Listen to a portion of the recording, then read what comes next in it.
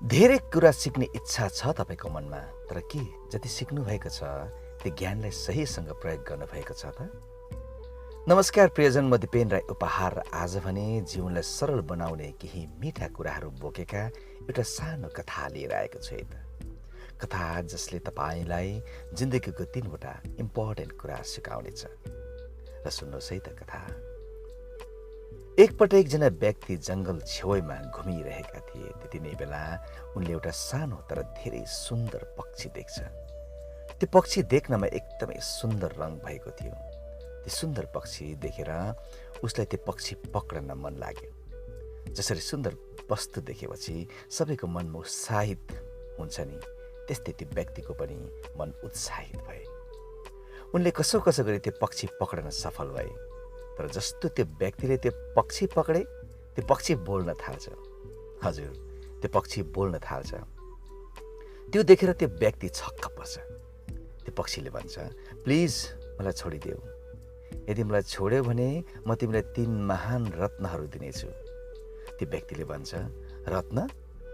हो, रत्न यानि कि 3 यस्तो मन्त्र दिन्छु जसले तिमीलाई जीवनमा सबै कुराले सम्पन्न बनाउनेछ। तब त्यो व्यक्तिले भन्छ, ठिकै छ, म तिमीलाई स्वतन्त्र गरिदिन्छु, तर कहिले दिन्छौ मलाई त्यो अनमोल रत्नहरू? तब त्यो पक्षीले भन्छ, पहिलो रत्न यानि कि पहिलो उपदेश म तिमीलाई जस्तो मलाई छाड्छौ त्यस्तै दिनेछु। दोस्रो रत्न म त्यो रुखको डालीमा बसेर दिनेछु। अनि तेस्रो रत्न म जब आकाशमा पुग्छु तब दिनेछु। त्यो व्यक्तिले भन्छ, ठिकै छ, त्यसो भए म तिमीलाई छोडिदिनेछु। यति भनेर त्यो व्यक्तिले त्यस पक्षीलाई छोडिदिन्छ।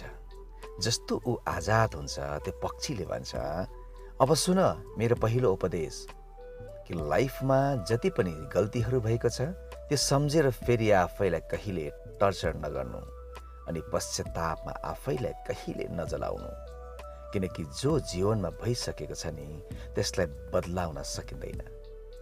त्यति भनेर त्यो पक्षी त्यहाँबाट उडेर जान्छ अनि गएर त्यो रुखको डालीमा बस्छ। त्यहाँ गएर त्यो पक्षीले भन्छ, अब म तिमीलाई दोस्रो उपदेश दिँदैछु, जो यो भन्छ कि कुनै पनि कुरालाई विश्वास नगरिहाल्नु जो तिम्रो कमन सेन्सदेखि बाहिरको कुरा हुन्छ। जस्तै तिम्रो भित्र एउटा कमन सेन्स छ जसलाई थाहा हुन्छ कि यो हुन सक्छ या हुन सक्दैन।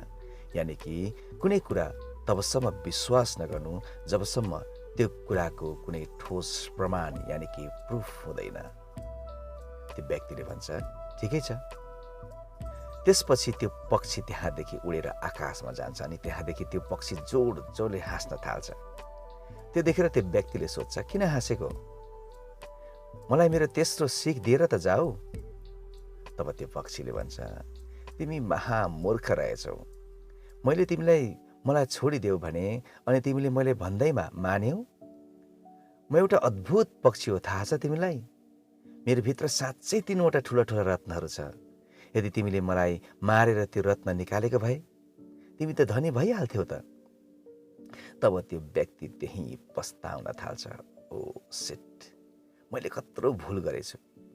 त्यो पक्षीलाई म नछोडेर मारेको भए म धनी हुने थिएछु त। यो सोच्दै त्यो व्यक्तिले भन्छ, अब त छोडी त हाले, मलाई मेरो तेस्रो सिख यानि कि उपदेश त दिएर जाऊ। तब त्यो पक्षीले भन्छ, के गर्छौ तेस्रो सिख लिएर जब 2वटा सिख त तिमीले तिम्रो जिन्दगीमा उतारेकै छैनौ? यानि कि त्यो उपदेशलाई नै तिमीले तिम्रो जीवनमा इम्प्लिमेन्ट गरेकै छैनौ। पक्षीले भन्छ, मेरो पहिलो उपदेश थियो कि जिन्दगीमा कहिले पश्चाताप नगर्नु, किनकि त्यसलाई फेरि फर्काउन सकिँदैन जो अलरेडी भइसकेको छ। तर तिमीलाई अहिले खुब पश्चाताप भइरहेको छ मलाई छोडेर, होइन? दोस्रो उपदेश थियो कि कुनै पनि चिजलाई त्यसै विश्वास नगर्नु जो तिम्रो कमन सेन्सदेखि परे हुन्छ। तिमीले कसरी विश्वास गर्यौ कि म जस्तो सानो पक्षीको भित्र 3वटा ठुल्ठुला रत्न अटाउँछ भनेर?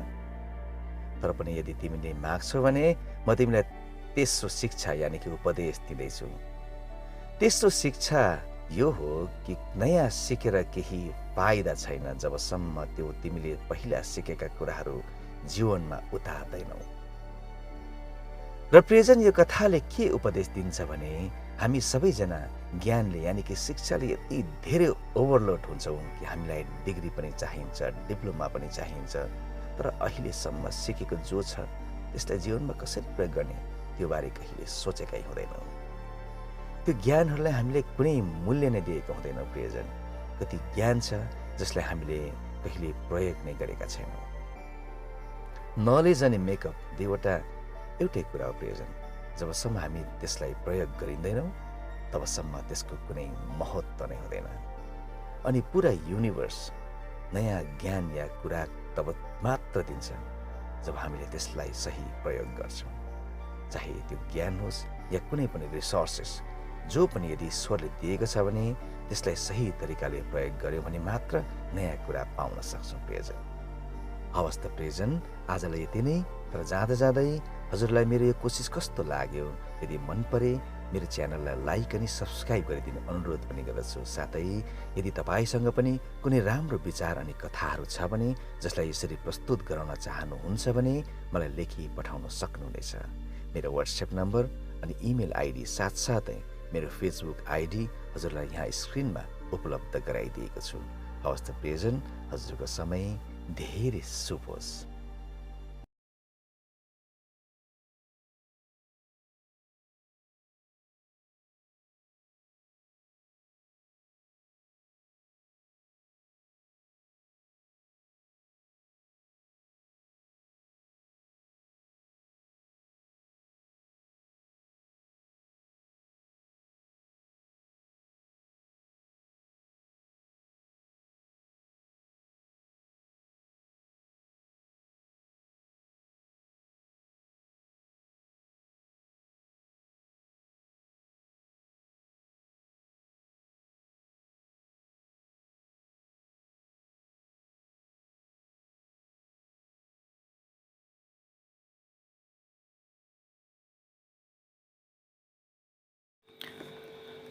र प्रियजन, यो कथाले के उपदेश दिन्छ भने कि हामी सबैजना ज्ञानले यानि कि शिक्षाले यति धेरै ओभरलोड हुन्छौँ कि हामीलाई डिग्री पनि चाहिन्छ अनि डिप्लोमा पनि चाहिन्छ, तर अहिलेसम्म सिकेको जो छ त्यसलाई जीवनमा कसरी प्रयोग गर्न सकिन्छ त्यसको बारेमा कहिले सोचेका नै हुँदैनौँ। त्यो ज्ञानहरूलाई कसरी प्रयोग गर्ने यसबारे कहिले सोच्दैनौँ।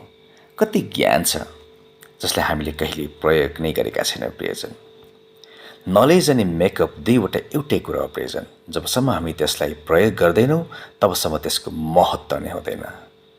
अनि पुरा युनिभर्स नयाँ ज्ञान या कुरा तब मात्र दिन्छ जब हामीले अहिलेसम्म पाएको ज्ञानलाई प्रयोग गर्छौँ। त्यसलाई जब हामीले सही तरिकाले प्रयोग गर्न सक्छौँ, चाहे त्यो ज्ञान हो या कुनै अन्य रिसोर्स जो पनि यदि ईश्वरले दिएको छ भने त्यसलाई सही तरिकाले प्रयोग गरौँ। हवस् त प्रियजन, आजलाई यति नै। तर जाँदा जाँदै मेरो च्यानललाई लाइक अनि सब्सक्राइब गरिदिने अनुरोध पनि गर्दछु। हजुरको दिन धेरै शुभ होस्।